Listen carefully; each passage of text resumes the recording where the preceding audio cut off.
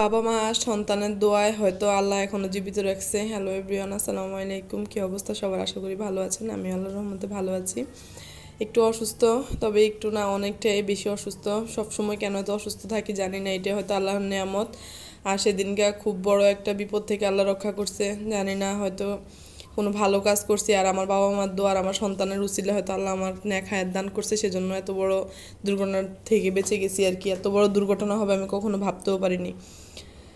যাচ্ছিলাম হসপিটালে, তখন আমার বোরকাটা অটো রিকশার মধ্যে আটকে যায়। মানে কেমন একটা, কত বড় যে একটা অ্যাক্সিডেন্টের হাত থেকে আমি নিজে বেঁচে আসছি সেটা কিন্তু একমাত্র আমি জানি আমার উপর দিয়ে কী গেছে। ভাগ্য ভালো আমি অটো রিকশা থেকে পড়ে জেনে বা টের পাইছি যে অল্পতে আমি, আমার বোরকার অবস্থা এরকম হয়েছে, বোরকার উপর দিয়ে গেছে। কিন্তু আল্লাহ রহমতে আপনাদের দোয়ায়, আমার বাবা মার উসিলায়, মানে বাবা মার দোয়াতে, সবার উসিলাতে আমি হয়তো বেঁচে আছি আর আল্লাহ হায়াত রাখছে। বড় কোনো ক্ষতি হয়নি আমার। তবে আমার উপর দিয়ে এত বড় বড় ফাড়া যায় আর এত বড় বড় দখল যে কেন যায় আমি নিজেও বুঝতে পারি না, আল্লাহ জানি না আমার ভাগ্যে কী লাগছে। মানে আমার সব সময় অসুখ লেগেই থাকে, আর এত বড় যে ফাড়া হবে আমি কখনো ভাবতেই পারিনি। যাক আলহামদুলিল্লাহ, আপনাদের দোয়ায়, আমার বাবা মার দোয়ায় ভালো আছি।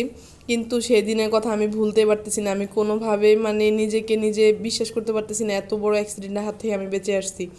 মানে মেন রোডের মধ্যে যদি পড়তাম, অটো রিক্সা থেকে, অটোটা তো আমার উপর দিয়ে যেতে যেত, যত পিছনে আরও যত গাড়ি আছে সব কিছু আমার উপর দিয়ে যেত। যাক আল্লাহ হয়তো যা করে ভালোর জন্যই করেন, এটাই আলহামদুলিল্লাহ। আল্লাহ রক্ষা করছেন অল্পতেই। সবাই আমার জন্য দোয়া করবেন আমি যাতে সুস্থ থাকি, আর আপদ বিপদ থেকে যাতে আল্লাহ আমাকে রক্ষা করে।